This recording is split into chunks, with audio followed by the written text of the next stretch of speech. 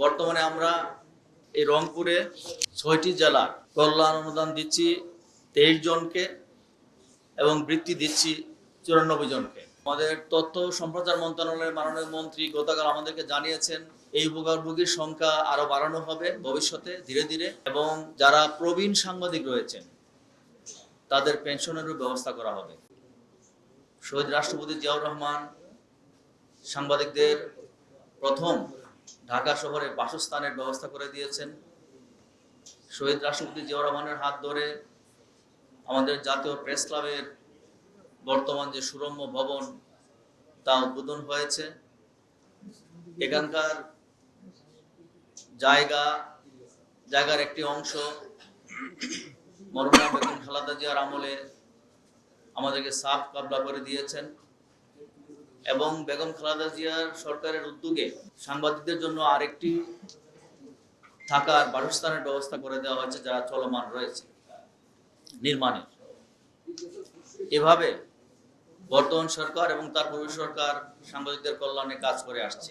বর্তমানে আমরা এই রংপুরে ৬টি জেলার কল্যাণ অনুদান দিচ্ছি ২৩ জনকে এবং বৃত্তি দিচ্ছি ৯৪ জনকে। আমাদের তথ্য সম্প্রচার মন্ত্রণালয়ের মাননীয় মন্ত্রী গতকাল আমাদেরকে জানিয়েছেন এই ভোগাভোগীর সংখ্যা আরো বাড়ানো হবে ভবিষ্যতে ধীরে ধীরে, এবং যারা প্রবীণ সাংবাদিক রয়েছেন তাদের পেনশনেরও ব্যবস্থা করা হবে।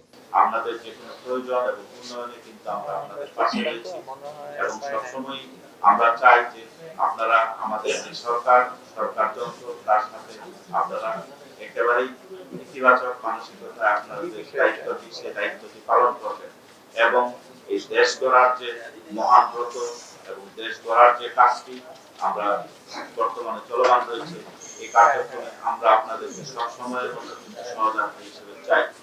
এবং আমরা সবসময় দেখেছি যে আমাদের যে রংপুর বিভাগ, এই রংপুর বিভাগের যে সাংবাদিকতা এবং অন্যান্য যে কার্যক্রমটি সেই কার্যক্রমটি অত্যন্ত দৃঢ়তার সাথে এবং অত্যন্ত জোরদারভাবে পরিচালিত হয়। তো কাজেই এখানে আপনাদের যে সাংবাদিকতার যে মান এবং আপনাদের যে ডেডিকেশন, সেই ডেডিকেশনকে কিন্তু আমরা স্বীকার করি, এবং এই কাজটি করতে গিয়ে আপনার বিভিন্ন ধরনের অসুবিধা অথবা আর্থিক সমস্যার মধ্যে থাকে, সেই বিষয়টিকে কিন্তু অ্যাড্রেস করেই আমাদের মাননীয় প্রধান অতিথি কিন্তু আমাদের মাঝে এসেছেন, এবং আজকে কিন্তু আমরা এখানে পুরস্কার চেক বিতরণ করা হবে। এখানে আমাদের যারা সম্মানিত সাংবাদিক বৃন্দ রয়েছেন তাদের মধ্যে চেক বিতরণ করা হবে, তাদের সন্তান যারা রয়েছে যারা শিক্ষা ক্ষেত্রে সামান্য এবং ভালো অবদান রেখেছে তাদেরকেও কিন্তু আমরা আজকে শিক্ষাবৃত্তির যে চেকটি সেই চেকটি কিন্তু দিব। এর মাধ্যমে আমরা আমাদের দেশের যে সামষ্টিক যে উন্নয়ন কার্যক্রম সেই উন্নয়ন কার্যক্রমে কিন্তু আমরা আমাদের সাংবাদিক সমাজকেও কিন্তু আমরা অন্তর্ভুক্ত করতে পারলাম। আমরা সবসময় বিশ্বাস করি যে আমাদের যে দেশ, আমাদের যে উন্নয়ন কার্যক্রম, উন্নয়ন পরিকল্পনা, এই উন্নয়ন পরিকল্পনায় আমাদের সাংবাদিক ভাইরা তারা সবসময় আমাদের সহযাত্রীর ভূমিকায় আমাদেরকে সবসময় সাপোর্ট করে থাকে, এবং সেভাবেই আমরা কিন্তু আমাদের দেশকে এগিয়ে নিয়ে যাচ্ছি। তো সর্বোপরি আমরা আজকে রমজানের দিন অনেকগুলো চেক আমাদেরকে দিতে হবে। আজকে আমরা আমাদের চেক বিতরণ কার্যক্রমকে এখনই শুরু করতে চাই। আপনারা অত্যন্ত শৃঙ্খলার সাথে এই চেকটি